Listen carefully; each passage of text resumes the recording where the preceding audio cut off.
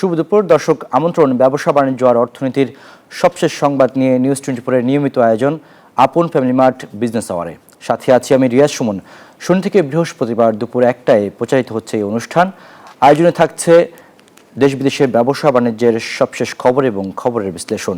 এছাড়াও থাকবে শেয়ার বাজার এবং মুদ্রা বাজারের আপডেট। আয়ের সঙ্গে ব্যয়ের হিসাব মেলাতে হিমশিম দশায় দেশের গরিব মানুষ। চাহিদা মতো খাবার নেই, তৈরি হচ্ছে না কর্মসংস্থান, সব মিলিয়ে শঙ্কা বাড়ছেই। বিশ্বব্যাংকের প্রতিবেদন বলছে সামাজিক সুরক্ষা কর্মসূচিও যেন ধনীদের জন্যে, সিংহভাগে যাচ্ছে তাদের পেটে। বিশ্লেষকরা বলছেন দারিদ্র্য কমানোর ক্ষেত্রে সঠিক পথে নেই বাংলাদেশ। ধনী গরিবের আয় বৈষম্যের ধারা অব্যাহত থাকার পাশাপাশি এখনও বেড়েই চলেছে দারিদ্র্যের হার। বাংলাদেশের দারিদ্র্য ও বৈষম্য নিয়ে বিশ্বব্যাংক প্রকাশিত প্রতিবেদনে উঠে এসেছে সেই ভয়াবহ চিত্র, যেখানে বলা হয়েছে দারিদ্র্যের হার কয়েক দশক ধরে কমার পর 4 বছর ধরে বাড়ছে। এই ধারা অব্যাহত থাকলে চলতি বছরে তা বেড়ে হতে পারে 21%-এরও বেশি। অর্থাৎ 2025 সালের শেষে 3,60,00,000 মানুষ দারিদ্র্য সীমার নিচে চলে যাবে। চলমান এই ধারা সবচেয়ে বেশি আঘাত করছে নিম্ন ও নিম্ন মধ্যবিত্ত মানুষের সংসারে, যেখানে আয়ের সঙ্গে ব্যয় মেলে না। মানসম্পন্ন পুষ্টিকর খাবার যাদের কাছে স্বপ্নের মতো। যে কোনো সবজি 80 টাকা 100 টাকার নিচে কোনো সবজিতে হাত দেওয়া যায় না। শাক পাতাও এক মোড়া শাকের দাম 30 টাকা 40 টাকা। মাছ এমন একটা খাওয়া হয় না, কারণ এর দাম বেশি তো হইলে আমরা খাইতে পারি না। সারা বছরও গরুর মাংস কিনি না, এই বছরে কোরবানি এলে খাই, আর এই বছরে কোরবানির মাংস একটু রাখিয়ে দিই পোল্টায় ওই মনে করেন যে কয়েকদিন খাইতেরি। বিশ্বব্যাংকের প্রতিবেদনে উঠে আসে সরকারের সামাজিক সুরক্ষা কর্মসূচির অব্যবস্থাপনার চিত্র, যেখানে দেখানো হয় 2022 সালে সবচেয়ে দরিদ্র 20% পরিবারের মাত্র অর্ধেক এসব সামাজিক সহায়তা পেয়েছে। বিশ্বব্যাংক বলছে বাংলাদেশের সামাজিক সুরক্ষা খাতে সরকারি ব্যয়ের পরিমাণ বেড়েছে ঠিকই, তবে উপকারভোগী নির্বাচনের দুর্বলতার কারণে এর সঠিক প্রভাব খর্ব হচ্ছে। এর কারণ ধনীরা এর সুবিধা বেশি পাচ্ছে, বঞ্চিত হচ্ছে গরিব শ্রেণীর মানুষ, যার কিছুটা বাস্তব চিত্র লক্ষ্য করা গেছে রাজধানীর ভাষানটেকের বস্তিবাসীর বক্তব্যে। আয় ঠিকই কানে শুনি কিছু পাই না, আয় কানে শুনি আছে ও তো পাই না, কিছুই পাই না বাবা। রেশন কার্ড উঠাইতে পারি না, পয়সা না বাস এবার পাইনি, সবসময় পাইছি 3 মাস পরে এবার পাইনি। ভাতা মাতা সবই বন্ধ করে দিছে। গর্ভবতী ভাতা পাইতো, প্রতিবন্ধী ভাতা পাইতো। দেশে পর্যাপ্ত কর্মসংস্থান সৃষ্টি না হওয়া, চাকরি হারানো, উচ্চ মূল্যস্ফীতি ও মজুরি বৃদ্ধি না পাওয়ার মতো বিষয়গুলো দারিদ্র্যের হার বৃদ্ধির কারণ বলছে বিশ্বব্যাংক। এমন বাস্তবতায় নতুন কর্মসংস্থান ও ব্যবসা বাণিজ্য নিয়ে উদ্বেগ সাধারণ মানুষের কণ্ঠে। সবাই হয়তো সেই পরিমাণে যোগ্যতা থাকে না, তারপর যার যোগ্যতা অনুযায়ী ন্যূনতম চাকরিটুকু আসলে আমরা প্রত্যাশা করতে পারি না। এই সময়টা মানুষের ইনকামও নাই, এরকম একটা পরিস্থিতি হয়েছে, মানুষ চলাটাই বড় কষ্ট হয়ে যেতেছে। 500 টাকা ইনকাম করলে পরে চাল কিনতে গেলে শেষ। আর আমরা আসলে এক্সপেক্ট করছিলাম আস্তে আস্তে হয়তো জিনিস ডে বাই ডে দাম কমবে, বাট আসলে এটা এক্সপেক্টেড বাইরে। দারিদ্র্যের হার বৃদ্ধির প্রসঙ্গে এই অর্থনীতিবিদ বলেন 2022 থেকে 2025 সাল দারিদ্র্য কমাতে সঠিক পথে হাঁটেনি বাংলাদেশ। এমন পরিস্থিতিতে টেকসই দারিদ্র্য বিমোচনের উদ্যোগ নেওয়ার পরামর্শ দেন ডক্টর হোসেন জিল্লুর রহমান। এটা হচ্ছে যে গত ধরেন 3 বছরে বা 4 বছরে এটা কিন্তু ঊর্ধ্বমুখী হয়েছে, তার মানে কমে নাই। এবং এই যে গত 1 বছরে কমার কোনো ব্যাপার নেই, অ্যাকচুয়ালি দারিদ্র্য কমে নাই, কর্মসংস্থানও কিন্তু আপনার স্থবির একটা আছে। জলবায়ু পরিবর্তনজনিত কারণে 2050 সালে 1.30 কোটি মানুষ বাস্তুচ্যুত হতে পারে বলে যে পূর্বাভাস দিয়েছে বিশ্বব্যাংক, এই ভয়াবহতা ঠেকাতে নিজেদের প্রস্তুতির পাশাপাশি উন্নত দেশগুলোর প্রতি চাপ বাড়ানোর কথা বলছেন বিশ্লেষকরা। রিয়াজ সুমন, নিউজ 24, ঢাকা। দেশের ব্যাংকিং খাতে খেলাফি ঋণ এখন প্রায় 6.5 লাখ কোটি টাকা, অর্থাৎ বিতরণকৃত ঋণের 36%ই খেলাফিতে পরিণত হয়েছে, যা 25 বছরের মধ্যে সর্বোচ্চ। সেপ্টেম্বর পর্যন্ত খেলাফি ঋণের হালনাগাদ তথ্য প্রকাশ করেছে বাংলাদেশ ব্যাংক। 3 মাস অন্তর ব্যাংকিং খাতের খেলাপির তথ্য দিয়ে থাকে কেন্দ্রীয় ব্যাংক, কিন্তু গত মার্চের পর সেই তথ্য আর প্রকাশ করেনি সংস্থাটি। দীর্ঘ 6 মাস অপেক্ষার পর বুধবার প্রকাশিত ত্রৈমাসিক প্রতিবেদনে দেখা যায় সেপ্টেম্বর শেষে খেলাপি ঋণের পরিমাণ দাঁড়িয়েছে 6,44,515 কোটি টাকা, যা মোট বিতরণকৃত ঋণের 35.73%। অর্থাৎ ব্যাংকিং খাতে 3 ভাগের 1 ভাগ ঋণই এখন খেলাপিতে পরিণত হয়েছে। আন্তর্জাতিক সর্বোত্তম নীতিতে আমরা যে পলিসিটা গ্রহণ করেছি, যেটা হচ্ছে এই পলিসির ইফেক্টটাও এখানের মধ্যে আছে, যার ফলে এই সব মিলিয়ে আমাদের যে এই ঋণ শ্রেণীকরণের হারটা অনেক বৃদ্ধি পেয়েছে। এর আগে 2024 সালের সেপ্টেম্বর শেষে খেলাপি ছিল 2,84,977 কোটি টাকা, যা সে সময়কার মোট বিতরণ করা ঋণের 17%। বছর ব্যবধানে যা 3 গুণ বেড়েছে। রাইট অফ পুনর্তফসিলকৃত ঋণ ও আদালতে আটকে থাকা ঋণসহ দুর্দশাগ্রস্ত সম্পদের পরিমাণ আরও বাড়বে বলে জানিয়েছে কেন্দ্রীয় ব্যাংক। বিশ্লেষকরা বলছেন, নতুন করে যেন খেলাপি আর না হয় সেক্ষেত্রে ব্যাংকগুলোকে ভূমিকা নিতে হবে। এছাড়া খেলাপিদের জামানত জব্দ করে তা লিকুইড করে ব্যাংকিং কার্যক্রম স্বাভাবিক করার পরামর্শ দেন তারা।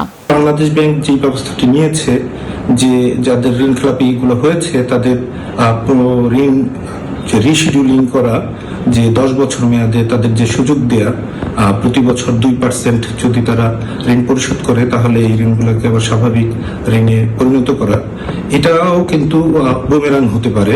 বাংলাদেশ ব্যাংকের প্রকাশিত খেলাপির মধ্যে প্রভিশন ও সুদ বাদ দিলে নিট খেলাপি 4,15,000 কোটি টাকা।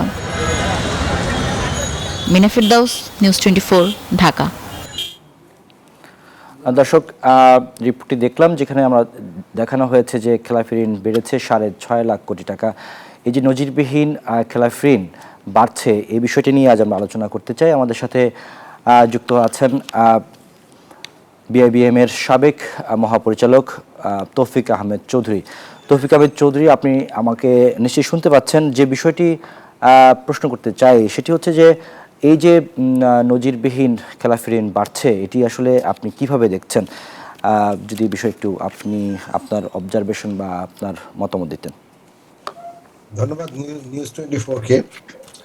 আসলে এই খেলাপি ঋণ বাড়ছে, এর পিছনে এইটা এই ভুল ধারণাটা থাকা উচিত হবে না।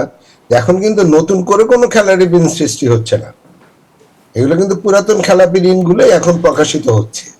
এইটাই যা একটা ডিফারেন্স।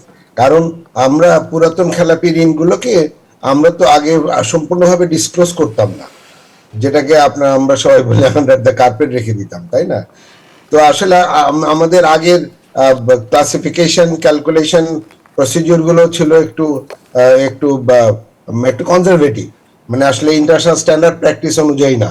কিন্তু এই গভর্নমেন্ট আসার পরে, স্পেশালি বর্তমান নতুন গভর্নর মহোদয়, উনি আসার পরে সব ব্যাংকগুলোকে বললো যে না, তোমার খেলাপি ঋণ ঠিক মতো প্রকাশ করতে হবে, তুমি আন্ডার দ্য কার্পেট রেখে দিবে, এটা তো একটা দিক আছেই, plus international standard practice follow করতে হবে। ইন্টারন্যাশনাল স্ট্যান্ডার্ড অনুযায়ী আমরা অন্য দেশের তুলনায় আমাদের কত খেলাপি, এটা প্রকাশ পেতে হবে। আমি ওনার বক্তব্যকে সাপোর্ট করি এই কারণে, কারণ আমাদের তো মেইন প্রবলেম হচ্ছে এনপিএল। এই এনপিএল কে অ্যাটাক করতে গেলে এনপিএল এর নেচারটা তো আমাকে বুঝতে হবে, গভীরতাটা বুঝতে হবে, তাই না? তো সুতরাং এখন যে খেলাপি ঋণ আপনার তরতর করে যে বাড়ছে, এই যে আপনারা বলছেন গত মার্চের পরে আর দেওয়া হয়নি, এখন এসে অনেক বেড়ে গেছে, এটা কিন্তু আমি অবশ্যই বলবো না নতুন করে কোনো খেলাপি ঋণ তৈরি হচ্ছে। এটা বেসিক্যালি পুরাতন খেলাপি ঋণগুলো আগে আমরা ইন্টারন্যাশনাল স্ট্যান্ডার্ড প্র্যাকটিস করতাম না, এখন আমরা করছি চাপে পড়ে, তো যার জন্য আমাকে এইগুলো ঠিক মতো প্রকাশ করতে হচ্ছে। এবং এটা খুব ভালো দিক আমি মনে করি। এটা যদিও আপাত দৃষ্টিতে একটু খারাপ লাগতে পারে, ব্যাংকিং এর উপর একটা খারাপ প্রভাব পড়বে, অর্থনীতির উপর একটু খারাপ প্রভাব পড়বে, কিন্তু খারাপ প্রভাব পড়লেও আমি বলবো এটাকে অ্যাকসেপ্ট করে নিতে। কারণ আপনি যদি এই প্রবলেমটাকে যদি অ্যাড্রেস করতে চান, তো নেচার অফ দ্য প্রবলেম আপনাকে ঠিক মতো বুঝতে হবে, ডাইমেনশন অফ দ্য প্রবলেম আপনাকে ঠিক মতো বুঝতে হবে। সুতরাং সেই দৃষ্টিকোণ থেকে আমাদের এখন এই খেলাপি ঋণটা বাড়ছে, এবং এটাকে আমি মানে অন্তত প্রকাশিত হচ্ছে, এবং এই যে প্রকাশ করা হচ্ছে জনসমক্ষে সবার কাছে, এটা একটা ভালো দিক আমি মনে করি।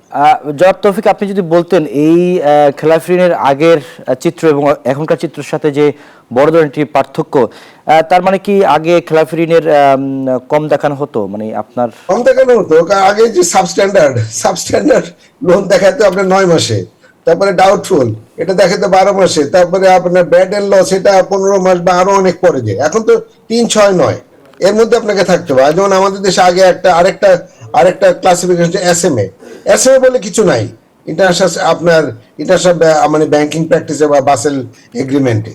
সুতরাং এইগুলো করার ফলে এখন নতুন করে আপনার আমাদের পরিমাণটা বাড়ছে। আসলে এটা ঠিক না যে আসলে আমাদের নতুন খেলাপি ঋণ দেওয়া হচ্ছে, এটা ঠিক না। কারণ এই পট পরিবর্তনের পরে বা আমাদের এই পলিটিক্যাল চেঞ্জ ওভারের ফলে আর যাই হোক ব্যাংকিং সিস্টেমে এটা হয়তো বা বাংলাদেশ ব্যাংক ইম্পোজ করেনি, কিন্তু অটোমেটিক্যালি কিছু না কিছু তো গভর্নেন্স আপনার ফেরত আসছে।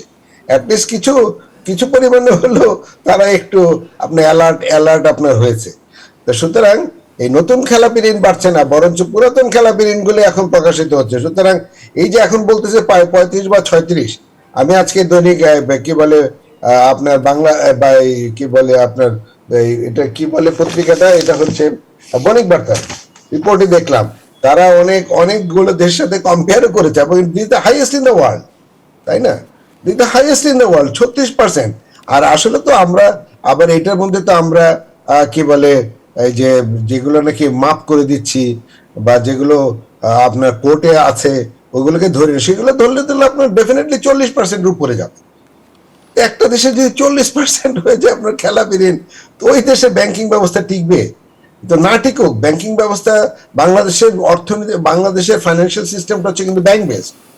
সুতরাং আমরা ফেল করেছি, এটাতে আপনার কোনো ধরনের সন্দেহ নেই, কিন্তু আমাদেরকে টার্ন অ্যারাউন্ড করতেই হবে। সোজা কথা, আমাদের দেয়ালে পিঠ থেকে গেছে, দিস ইজ ট্রু, কিন্তু আমাদেরকে এবার সামনের দিকে এগোতেই হবে।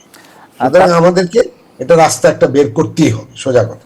তার মানে হচ্ছে যে আপনার এখন যে 36% আছে এটি আরো বাড়ার সম্ভাবনা আছে? আরো বাড়বে, এটা 40%। খেলাপি আপনি যদি ওইগুলো ধরেন যে রিশিডিউল করে দিচ্ছেন, তারপরে আপনি নিজেরা মাপ করে দিচ্ছেন ব্যাংকগুলোকে, এই ব্যাংকগুলো মাপ করার ক্ষমতা উইথড্র করা উচিত বাংলাদেশ ব্যাংকে। তো যাই হোক, তো এগুলো যদি ধরেন তাহলে ডেফিনেটলি এটা 40% ক্রস করবে। জি, আরেকটি বিষয়, যে আরেকজন অর্থনীতিবিদ বলছিলেন, আমি ওনার কথাটা শুনছিলাম, যে এর মধ্যে আবার দেখেন আমরা আশা করছিলাম বাংলাদেশ ব্যাংক অনেক শক্ত একটা রোল প্লে করবে, অনেক কঠিন একটা রোল প্লে করতে হবে বাংলাদেশ ব্যাংকে। যাই হোক, এর মধ্যে আবার এনে আর একটা জিনিস যোগ করে দিল যে 2% ডাউন পেমেন্ট করে আপনি 10 বছরের জন্য লোন রিশিডিউল করতে পারবেন। এই সমস্ত কাজকর্মগুলো হাতে নিলে তো আসলে খেলাপিরা আরো উৎসাহিত হবে। এগুলো কেন করতেছে বাংলাদেশ ব্যাংক আমি বুঝি না। একদিকে এরা বোর্ডগুলোর স্ট্রাকচার করতেছে বা সবগুলো ব্যাংকে বলতেছে তোমরা ইন্টারন্যাশনাল স্ট্যান্ডার্ড প্র্যাকটিস করো, আবার অন্যদিকে খেলাপিদের এরা উৎসাহিত করার জন্য এই ধরনের পলিসি নিচ্ছে। এগুলো আসলে মানে বিপরীতমুখী, এগুলো আসলে একদিকে যায় না। সো বাংলাদেশ ব্যাংক মাস্ট রেস্টেইন যে এইগুলো আমি করবো না। কারণ গভর্নর মহোদয় প্রথম দিনে চেয়ারে বসে যে কথাটা বলছিলেন, আমি 1 টাকা ঘুমাতে দিব না, আমরা দেখতে চাই ওনার সেই কথাটার জন্য প্রতিফলন হয় ওনার কাজে কর্মে।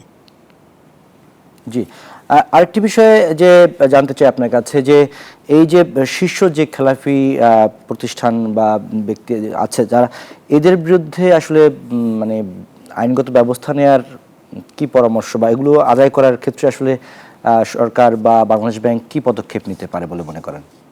এটা হচ্ছে আরেকটা দিক, বুঝছেন। আসলে আমরা সবসময় বলে আসছি, আমরা আজকে এমন না যে আমি আজকে নতুন করে বলছি, আমরা সবসময় বলে আসছি যে যেহেতু আমাদের হিউজ খেলাপি ঋণ, সুতরাং এই খেলাপিটাকে আমরা 2 ভাগে ভাগ করি। একটা হচ্ছে ইচ্ছাকৃত, একটা অনিচ্ছাকৃত। ইচ্ছাকৃতের কাছ থেকে খেলাপি ঋণ আদায় করা কিন্তু আপনার জন্য খুবই টাফ। অনিচ্ছাকৃতটা কোনো প্রবলেম হবে না, আমি আশা করি এগুলো আদায় করা যাবে। এবং তার জন্য কিছু মেকানিজম করতে হবে, আপনাকে মেজার্স আপনাকে নিতে হবে। আমরা যেটা সবসময় বলে আসছি যে প্রত্যেকটা ব্যাংকে একটা লোন ওয়ার্কআউট ডিপার্টমেন্ট থাকতে হবে।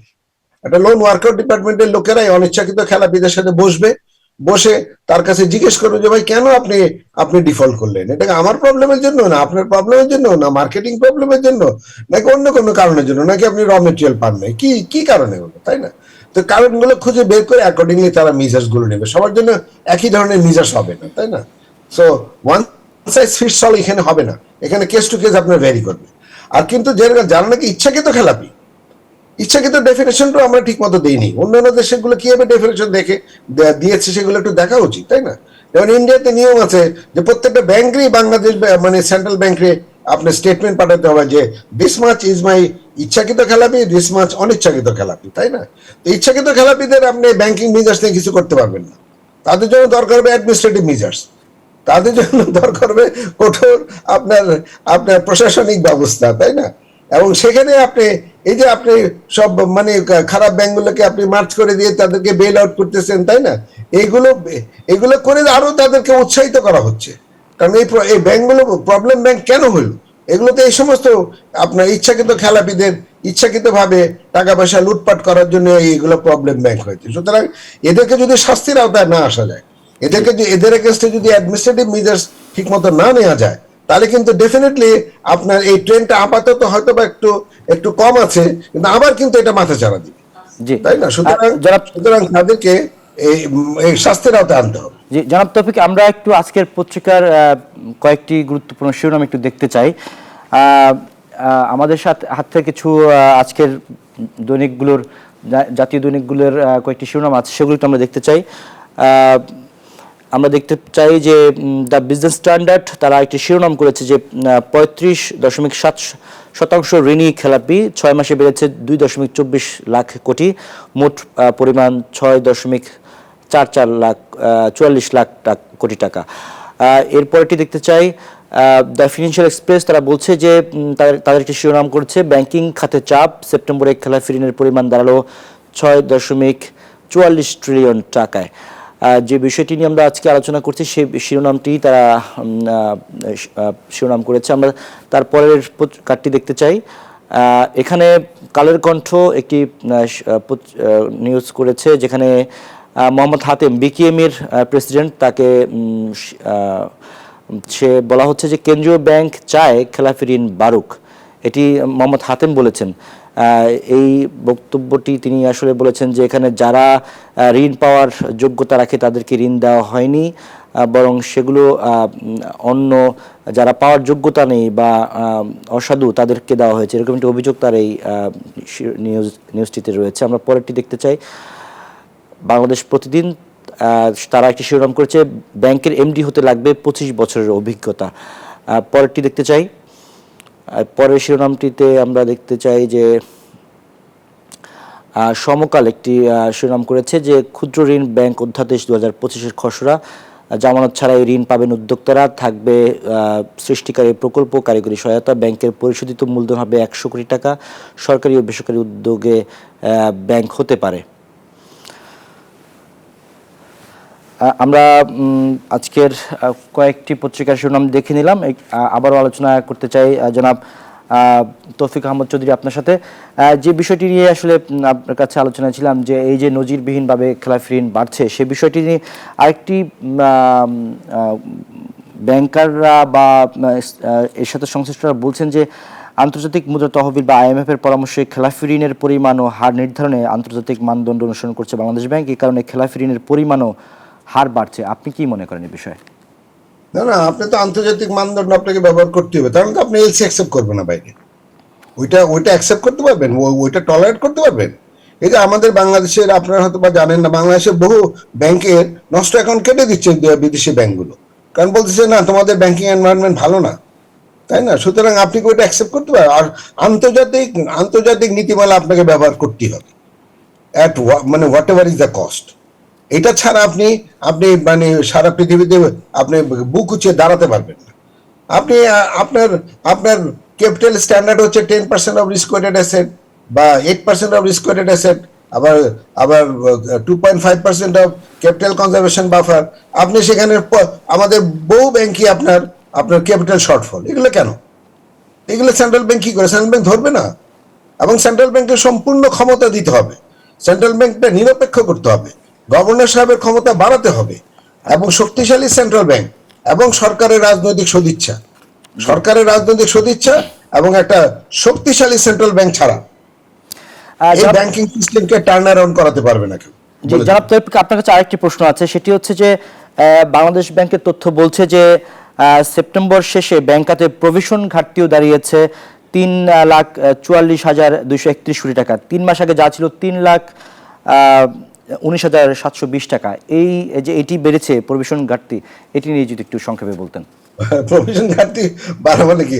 আমাদের বাংলাদেশে তো বাংলাদেশ ব্যাংকের ব্যাংক কোম্পানি একটা বলা আছে যে কারো যদি প্রভিশনিং ঘাটতি থেকে, ক্যাপিটাল ঘাটতি থাকে, তো সে ডিভিডেন্ড দিতে পারে। আমাদের বাংলাদেশে বহু ব্যাংক প্রভিশনিং ঘাটতি নিয়ে, ক্যাপিটাল ঘাটতি নিয়ে আসলে আপনার প্রফিট ডিক্লেয়ার করে আবার ডিভিডেন্ডও দেয়। মানে একটা হযবরল একটা অবস্থা বাংলাদেশে। সুতরাং যা আপনার প্রভিশনিং ঘাটতি যদি এখন আপনি ফিল আপ করেন, ক্যাপিটাল ঘাটতি যদি ফিল আপ করেন, একটা ব্যাংকেরও তো আপনার প্রফিট দিতে পারবে না, ডিভিডেন্ড দিতে পারবে না। সুতরাং প্রভিশনিং ঘাটতি থাকা উচিত না। উন্নত বিশ্বে কি করতো? উন্নত বিশ্ব হলে আপনাকে প্রথম দিন ওয়ার্নিং দিত, সেকেন্ডে হয়তো আবার একটা রিমাইন্ডার দিত, থার্ড দিতে আপনার দোকান বন্ধ করে দিত। জি, অসংখ্য ধন্যবাদ তৌফিক আহমেদ চৌধুরী আমাদের সাথে যুক্ত হওয়ার জন্য। আমাদের আসলে এখানেই আলোচনা শেষ করতে হচ্ছে। আপনাকে অসংখ্য ধন্যবাদ আমার সাথে যুক্ত হওয়ার জন্য। দর্শক, আপন ফ্যামিলি মার্ট বিজনেস আওয়ারের সময় হলো একটি বিরতির, ফিরবো কিছুক্ষণের মধ্যেই, আমাদের সাথেই থাকুন।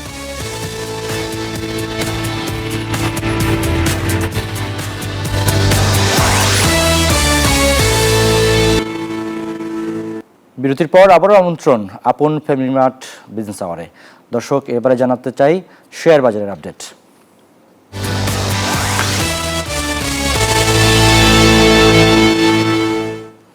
শেয়ার বাজারের সবশেষ অবস্থা দেখতে চাই ঢাকা স্টক এক্সচেঞ্জের ওয়েবসাইট থেকে। এই মুহূর্তে আমরা দেখতে চাই কি অবস্থা রয়েছে। আমরা দেখতে পাচ্ছি 3টি সূচক ঊর্ধ্বমুখী রয়েছে। ডিএসইএক্স ইন্ডেক্স সেটি 29 পয়েন্ট বেড়ে এই মুহূর্তে অবস্থান করছে 5039 পয়েন্টে। ডিএসইএক্স ইন্ডেক্স সরিয়া ভিত্তিক যেটি 8 পয়েন্ট বেড়েছে, অবস্থান করছে 1058 পয়েন্টে। ডিএস30 ইন্ডেক্স সেটি 9 পয়েন্ট বেড়েছে, অবস্থান করছে 1936 পয়েন্টে। এখন পর্যন্ত 292 কোটি টাকা লেনদেন হয়েছে। 214টি কোম্পানির শেয়ারের দর বেড়েছে, কমেছে 87টি কোম্পানির শেয়ারের দর এবং অপরিবর্তিত আছে 77টি কোম্পানির শেয়ারের দর। দর্শক, এবারে জানাবো মুদ্রা বাজার এবং স্বর্ণ বাজারের আপডেট। মুদ্রা বাজারের আপডেট দেখতে চাই। মার্কিন ডলার 122 টাকা ক্রয় হয়ে বিক্রি হচ্ছে 123 টাকায়। ইউরো 138 টাকা ক্রয় 143 টাকায় বিক্রি হচ্ছে। পাউন্ড 159 টাকায় ক্রয় হয়ে 166 টাকায় বিক্রি হচ্ছে। চীনা ইউয়ান 16 টাকা ক্রয় হয়ে 18 টাকায় বিক্রি হচ্ছে। সৌদি রিয়াল 32 টাকায় ক্রয় বিক্রি হচ্ছে 33 টাকা 20 পয়সায়। ভারতীয় রুপি 1 টাকা 38 পয়সায় ক্রয় বিক্রি হচ্ছে 1 টাকা 45 পয়সায়। এরপর দেখতে চাই স্বর্ণের দাম। স্বর্ণের দরদামে আমরা দেখতে পাচ্ছি যে 22 ক্যারেটের স্বর্ণ সেটি আজকে প্রতি ভরির দাম রয়েছে 2,08,167 টাকা। 21 ক্যারেটের প্রতি ভরি স্বর্ণের দাম রয়েছে 1,98,696 টাকা। 18 ক্যারেটের প্রতি ভরি স্বর্ণের দাম 1,70,318 টাকা। সনাতন প্রতি ভরি স্বর্ণের দাম রয়েছে 1,41,648 টাকা।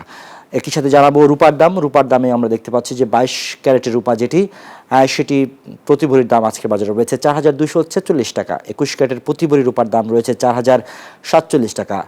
18 ক্যারেটের প্রতি ভরি রূপার দাম রয়েছে 3,476 টাকা এবং সনাতন প্রতি ভরি রূপার দাম রয়েছে 2,601 টাকা। দর্শক, সময় হলো আরও একটি বিরতির, ফিরবো কিছুক্ষণের মধ্যেই, আমাদের সাথেই থাকে।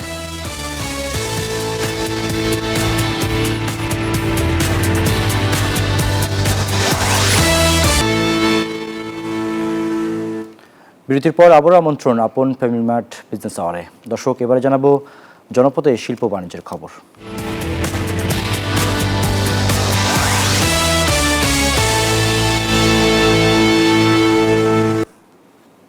দিনাজপুর জেলায় আমন ধান কাটা শেষ হতে না হতেই কৃষকরা আলু চাষ শুরু করেছে। তবে কৃষকদের অভিযোগ, গতবার আলুর দাম ভালো না পাওয়ায় অনেক চাষি আগ্রহ হারিয়ে ফেলেছেন। কৃষকদের উৎসাহ প্রদানে সরকারকে এগিয়ে আসার আহ্বান চাষিদের। অপরদিকে স্থানীয় কৃষি অফিস রপ্তানিযোগ্য জাত আবাদ সহ ভালো ফলনের জন্য সব ধরনের পরামর্শ দিচ্ছে কৃষকদের। ফখরুল হাসান পলাশের তথ্যচিত্রে দেখুন ডেস্ক রিপোর্ট। সময় এখন আলু বীজ রোপণের, তাই দল বেঁধে আলুর ক্ষেতে চলছে বিশাল কর্মযজ্ঞ। মাঠে মাঠে যেন আলু চাষের ধুম পড়েছে। দিনাজপুরে আমন ধান কাটার পরপরই জমিতে আলুর বীজ আবাদ শুরু করেছেন কৃষকরা। এবার জমিতে উচ্চ ফলনশীল এস্টারিক্স ও নতুন জাত সান্তানন আলু রোপণ করেছেন চাষিরা। তবে গতবার আলুর বাজার মূল্য ভালো না থাকায় এবারও দুশ্চিন্তায় তারা। অভিযোগ উঠেছে সার, বীজ, কীটনাশকের মূল্য বৃদ্ধি সহ নানান কারণে আলু উৎপাদন খরচ দিন দিন বৃদ্ধি পাচ্ছে। এই আলুটা আমি উৎপাদন করে বিএডিসিতে বীজ হিসাবে সরবরাহ করি। 1 একর আলুতে আমাদের কমপক্ষে সবকিছু মিলে এই 1,40,000 টাকার মতো খরচ হয়। গতবার তো লাগাইছিলাম আলু, তো লস খাইলাম। এখন তো লাগাচ্ছি এটা আগাম জাতের আলু, স্টাডিজ আলু। এই লেবার খরচ, এই আলুর বীজের খরচ, এগুলার দাম যদি আপনারা না ধরে দেন তাহলে আমাদের কিভাবে আমরা পাবো? কৃষকদের মাঝে রপ্তানিযোগ্য আলুর আবাদ বৃদ্ধির জন্য উদ্বুদ্ধ করার কথা জানায় কৃষি বিভাগ। আমরা এভাবে যদি আলু উৎপাদন বাড়াতে পারি, সামনে আমরা রপ্তানি করতে পারলে চাষিরা কোনো লস হবে না, তারা বরং লাভের মুখ দেখবে। দিনাজপুর জেলায় প্রায় 50,000 হেক্টর জমিতে প্রতি বছর আলুর আবাদ হয়ে থাকে, যা থেকে আলু উৎপাদন হয় 10 লক্ষাধিক metric ton. Desk report, news 24। নীলফামারীর কৃষকদের মধ্যে জনপ্রিয়তা পাচ্ছে মুড়িকাটা পেঁয়াজ চাষ। স্বল্প খরচ, কম সময়ে উৎপাদন ও বাজারে চাহিদা থাকায় কৃষকরা ঝুঁকছেন এই চাষে। চলতি মৌসুমে আবাদ বৃদ্ধি পেলে যেমন স্থানীয় চাহিদা পূরণ হবে, তেমনি আমদানি নির্ভরতা কমে দেশের অর্থনীতিতেও ইতিবাচক প্রভাব ফেলবে বলছে কৃষি বিভাগ। আব্দুর রশিদ শাহর পাঠানো তথ্যচিত্রে ডেস্ক রিপোর্ট।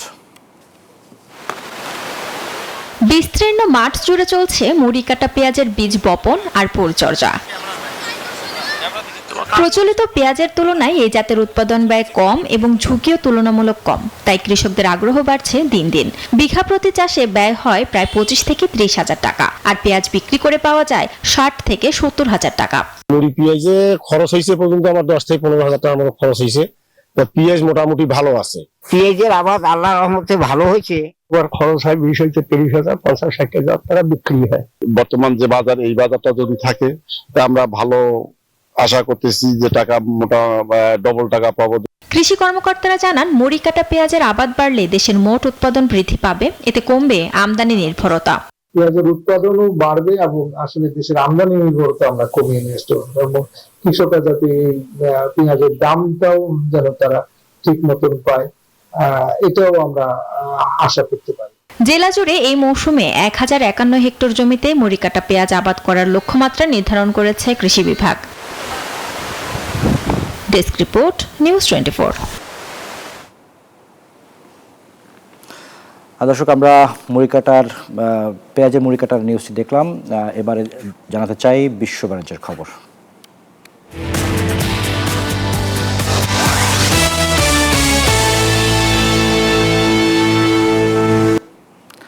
মার্কিন শুল্কের ধাক্কা সামলাতে স্টিল ও লাম্বার শিল্পের জন্য বড় ঘোষণা দিয়েছে কানাডার সরকার। দেশীয় বাজার ধরে রাখতে বিদেশি স্টিল আমদানির কোটা ব্যাপকভাবে কমিয়ে আনতে অটোয়া চুক্তিহীন দেশগুলোর জন্য এই কোটা নামছে মাত্র 20%। তবে যুক্তরাষ্ট্র ও মেক্সিকোর উপর কোনো প্রভাব পড়ছে না। এছাড়া নির্দিষ্ট স্টিল পণ্যে 25% বাড়তি শুল্ক এবং 2026 থেকে অভ্যন্তরীণ পরিবহন খরচ অর্ধেক কমানোর ঘোষণা দিয়েছে সরকার।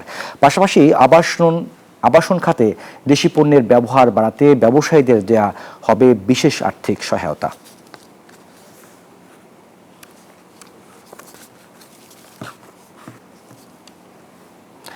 এই ছিল আপন ফ্যামিলি মার্ট বিজনেস আওয়ারের আজকের আয়োজন। এতক্ষণ সাথে থাকার জন্য ধন্যবাদ সবাইকে।